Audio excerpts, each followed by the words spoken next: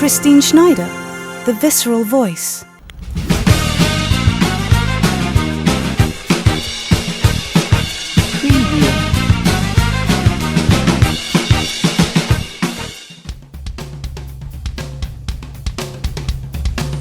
Welcome to Season 2 of the Visceral Voice podcast. I'm your host, Christine Schneider. Every week on this podcast, I talk with voice specialists, manual therapists, health specialists, psychotherapists, movement practitioners, and professional voice users about voice science, function, medication, movement, puberty and aging, and everything in between.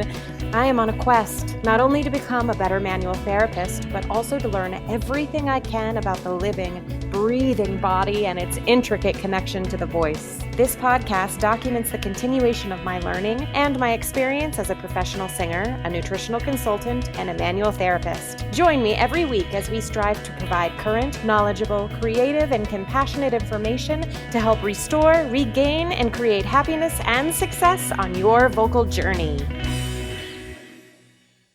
Caissie is currently starring in her 6th Broadway show, originating the role of Elsa in Disney's blockbuster hit Frozen.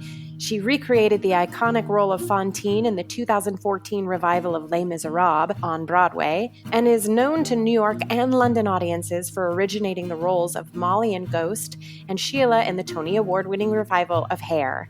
Miss Levy's other Broadway credits include Elphaba in the Broadway and Los Angeles production of Wicked, Penny in the Broadway First National Tour and Toronto companies of Hairspray, and Maureen in the national tour of Rent. Off-Broadway, she played Patty Davis and Julie Nixon in the world premiere of Michael John LaCuse's First Daughter Suite at the Public Theater, and Sarah in the off-Broadway production of Murder Ballad.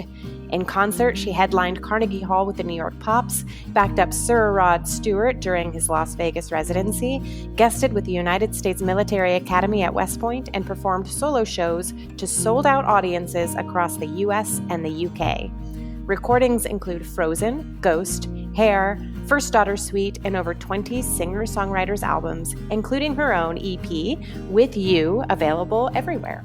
For those of you who don't know Caissie, she is not only one of the most extraordinary Broadway performers of our time, she is also one of the most humble, genuine, and kind actors you can work with in today's music theater. I am continuously inspired by Caissie, and I am thrilled to bring you this episode today with Caissie Levy. Hi, Caissie. Welcome to the podcast. Thanks for having me. Thank you for being here. You are in the midst of a chaotic schedule with concerts and your Broadway show Frozen and being a mom. So thank you for taking the time to also do a podcast recording, which I know is also using your voice. So thank you. All good. It's my pleasure. So you're not only a Broadway performer, although you are among the best of the Broadway performers, you're incredible.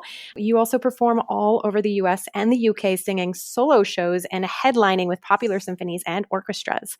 Can you talk to us a bit about how your preparation for an orchestral job differs from preparing for a full-length musical? Well, it's really a different venue and a different set of challenges. You know, with performing in a Broadway musical, we've had a rehearsal process that's a month long usually, and then a few weeks of tech, and we're up and running and sort of working as a team every single day, 8 shows a week. And with a symphony gig, it's usually a one-off thing. It's the first time I'm often singing with that orchestra and working with that conductor, and oftentimes the first time in the venue as well. Mm-hmm. And that requires me traveling to the orchestra in whatever city it's in. So it's a lot of like solo prep and emails with the conductor, the bookers at the venue, the music directors, and sort of kind of getting on the same page about what music we're doing and what charts we're using and the right keys and all of that. And then it's me learning it on my own and showing up to the city and the venue for a sound check the day of, or sometimes the day before, and getting to rehearse a little bit with the orchestra prior to the concert. Wow. Okay. So I was about to ask how the rehearsal process differs. So you just show up for a sound check and you have a tiny short rehearsal and then you go? Oftentimes, yes. Also, it can happen the day before, especially when I'm traveling to a venue to perform. So I'll meet with the conductor usually the day before, and we'll have a session together. And then it will be the day of that I first meet the orchestra and get to sing with them, yes. And do you choose the music together, or do you get to choose the music? It sort of depends. Hilariously, my first symphony gig, actually, it wasn't my first, it was my second, but I first sang with the United States Military Academy back in 2008. And that was sort of a hybrid of songs of my choosing from my Broadway career and things that their orchestra had in their repertoire. But my first time recently, it was at Carnegie Hall with the New York Pops. So that was sort of like my first major symphony gig. And of course, it was at Carnegie Hall, like no pressure. And that whole evening was in celebration of John Kander's 90th birthday. So the Pops had asked me to do an evening of Kander and Ebb music exclusively with Tony Yazbek. And so that was very much them saying, what songs from their catalog do you love? Are you interested in performing? Here are the ones that we definitely want to have in the program.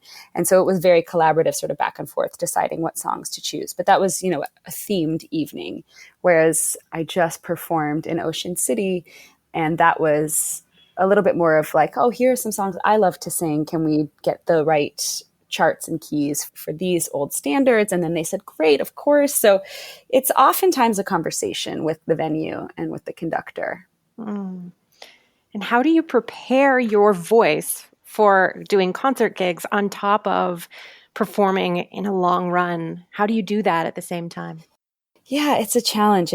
In some ways, it's easier doing these concert gigs while I'm doing a long run because my voice is used to being used strenuously 8 shows a week. And so it's sort of like at tip-top shape. Even though I'm exhausted in general, my voice is often in a really good place, barring, any sort of illness, which is bound to happen, especially when you're getting on a flight.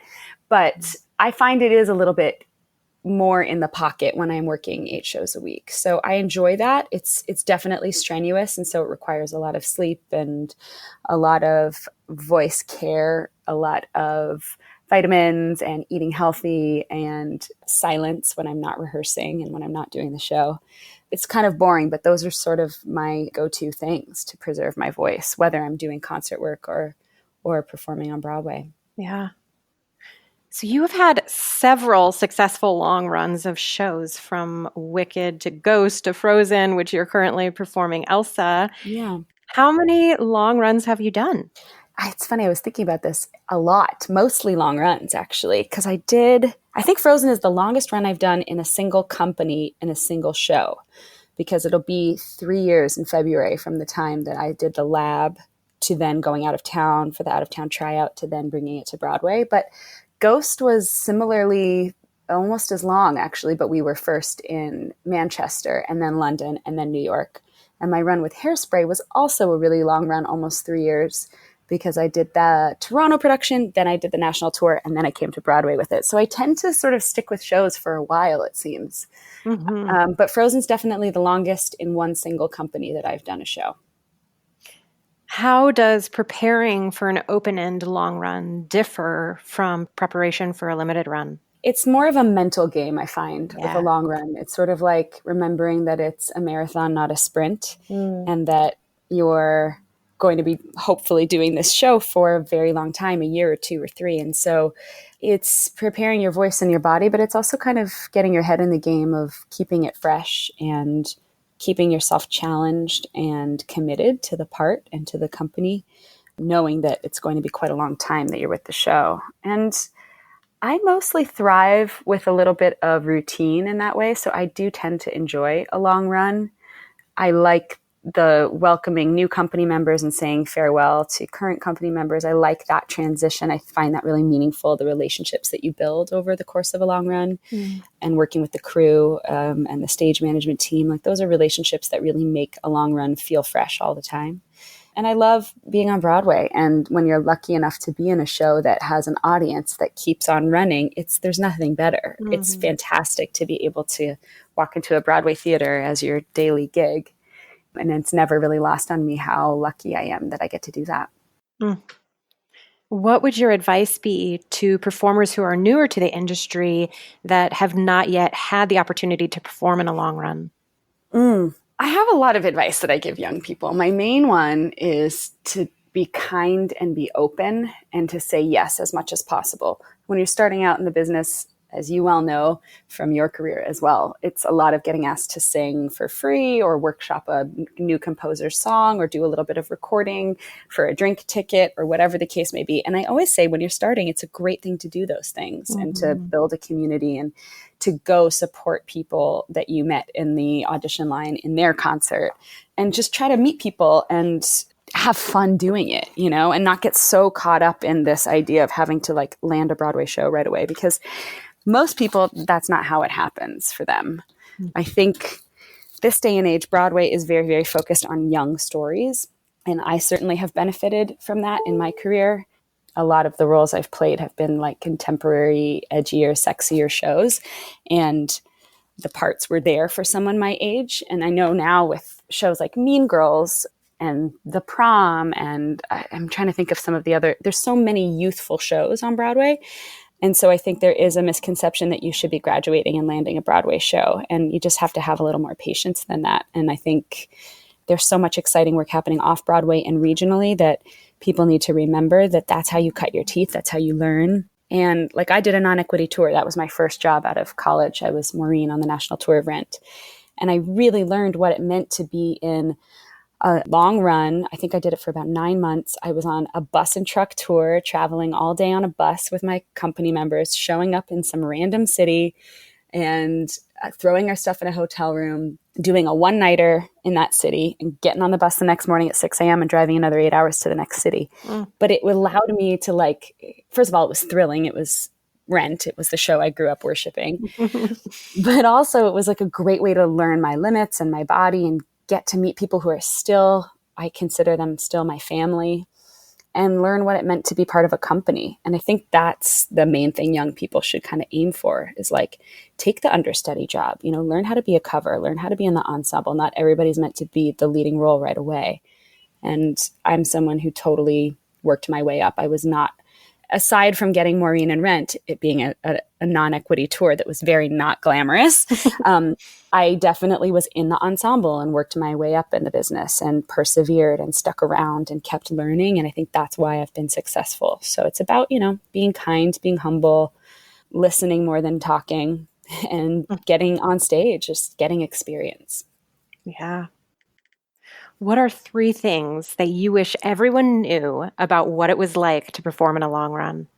3 things I wish everyone knew. I wish they knew that even on the days you're tired, once the show starts, it still feels unbelievably joyful to be on stage in front of a Broadway audience.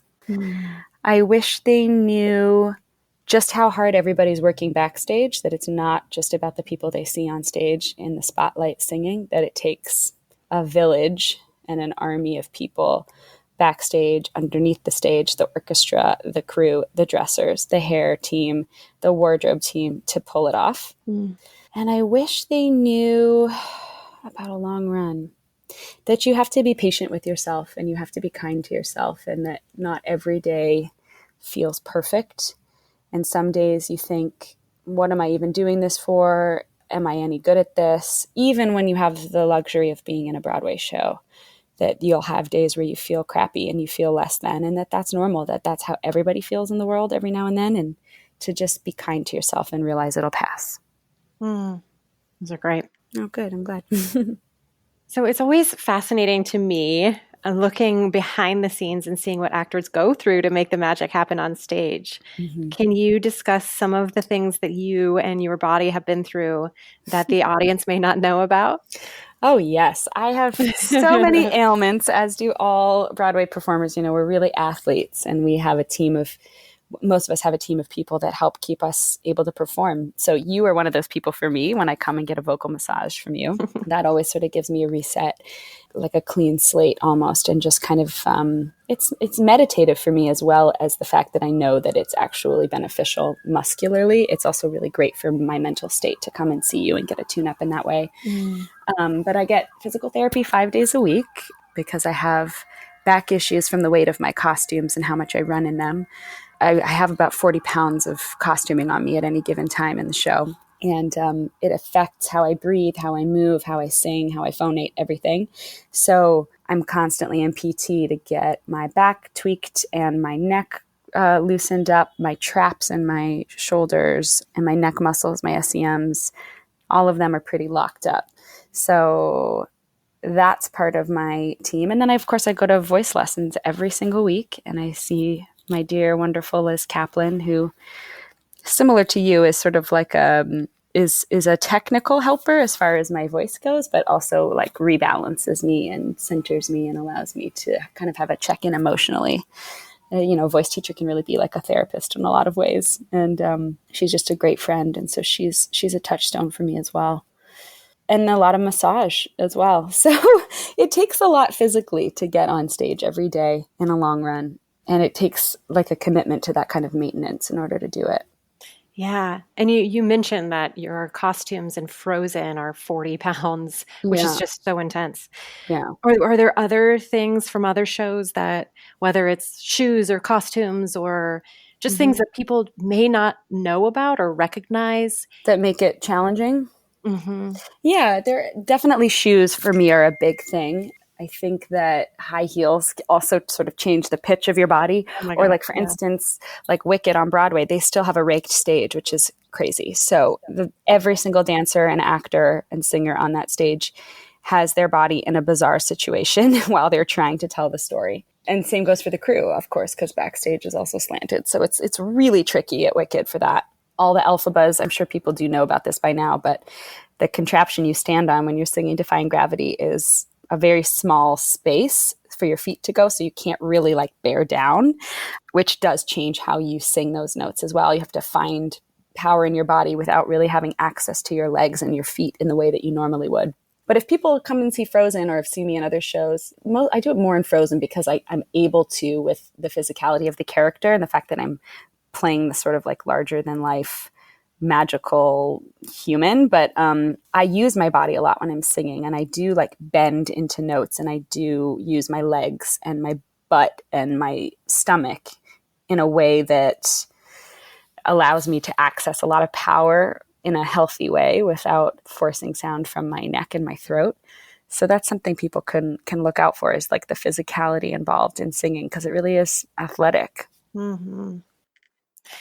I'm going to move on to my signature questions. So what is your favorite quote? Oh, gosh. I don't know that I have one. Isn't that lame? I don't have one. I can't even answer that. How sad. I'll have to find one and make it my favorite quote. I'm sorry. Oh, no, that's all right. What are your favorite song lyrics? Oh, gosh. That is a hard question. That's like choosing your favorite child. I always loved, so my earliest memory of singing is my dad singing me to sleep, and that's how I learned how to harmonize. And it was sort of like a tradition we had a few nights a week, because he's a recently retired family doctor, and he worked crazy hours when I was a kid. So sometimes I was in bed before he would get home, but he would come in and we would just like sing together. And we sang a lot of old standards. And one was that song, you think I know the name of it. I think it's called Count Your Blessings. Maybe not. It's when you're worried and you can't sleep, just count your blessings instead of sheep, and you'll fall asleep counting your blessings. I love that song. And I think that's a nice sentiment to kind of carry through life, just to remember to count your blessings. That's brilliant. Who influenced your performing the most? I mean, off stage, my parents, for sure. They're like my biggest supporters. And my brothers, who are 6 and 7 years older than me, and they were doing theater when I was a kid. And so I just wanted to do whatever they were doing. So I don't know that I would have ended up in theater had they not been in theater as well. It's kind of weird to think about where my life would be if I hadn't had been chasing them and chasing their coolness all those years ago. But them and my parents have been my number one champion supporters. They're at every show, every opening, took me to theater when I was a kid and was interested in it, and always supported me through the risky decisions and the scary decisions I've had to make. And definitely them, my family. Mm-hmm. Yeah. What is something new about The Voice that you learned this week? Well, this is something about The Voice and something about being a mom sort of rolled into one. I'm continually learning that my voice is capable of more than I think on less rest than is ideal. The voice is a really strong little muscle. I think that because it's my instrument, all of us singers out there can relate. Probably we're really protective of it, and we should be.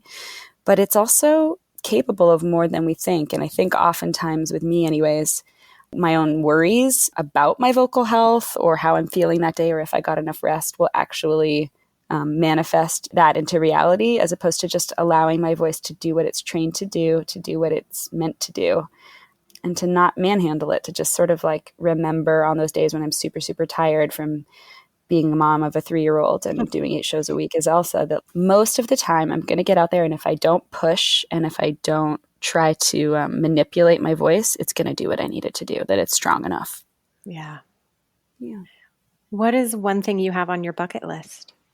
Life-wise, I would really like to go spend a chunk of time in Australia and New Zealand. That is something I would really, really like to do. I've never been over there. Hard to imagine how you would ever have the right amount of time to go, but it would be really, really great to do that. Mm-hmm. What are you currently learning? Oh, every day I'm learning things. Any hobby or anything that you're working on? I wish I had a hobby. This has been a point of contention with my husband for going on 12 years, where he's like, you really need a hobby because you are so career obsessed. But my career is my hobby. I love singing. I love making music. So it's hard for me to spare time to do other things. But I'll tell you, I really love riding my bike, and I never do it enough. And I really like playing tennis and basketball, and I never do those enough either. So that's sort of my resolution for the fall, is to, like, when I go to the gym, to spend 20 minutes at the back end just shooting hoops a little bit, because it always makes me really happy. What do you wish that you would have learned sooner? That it's okay to not be perfect. I think when I was starting out, until very recently, I was so consumed with doing the right thing, saying the right thing, being perfect on stage, being perfect off stage, not angering anybody, being all things to all people all the time. And then I was just totally depleted. So I wish that I had learned sooner that it's okay to be a bit of a mess, because everyone is a bit of a mess. And the sooner you own your mess and you allow yourself to be vulnerable, the less pain and the less stress you have day to day. Yeah. Caissie, thank you so much for joining me today. I know you have to go and pick up your little one. I do want to say that it takes a very courageous person to step up and help to create change. And you have been an incredible inspiration and a light for all professional voice users, but certainly those who have suffered a vocal injury. You've opened up and told your story on social media as well as podcasts such as The Ensemblist. Thank you on behalf of all those in the Broadway community. Yeah, my pleasure. Thank you for who you are, for your honesty, your vulnerability, your courage, your support, your kindness. I'm thrilled to have you here, and thank you for who you are. Thank you. Gosh. Yeah, me too. I think it's so important that we talk about our vocal injuries, and I guess we could have a whole other conversation about that another day. But I'm really happy that people are starting to speak up about it, because it's not something to be ashamed of, and it's part of it's a hazard of our job, of our amazing, awesome jobs. And yeah, I'm really happy that it's being discussed now. Yeah. So my pleasure. Thank you so much for listening. If you enjoyed this podcast, please share it with your colleagues, your students, and your friends. Please subscribe, rate us, and write a review. You can find us on Facebook at Life Light Massage, or you can check out my website at lifelightmassage.com. Please join me next week for another wonderful conversation on the Visceral Voice.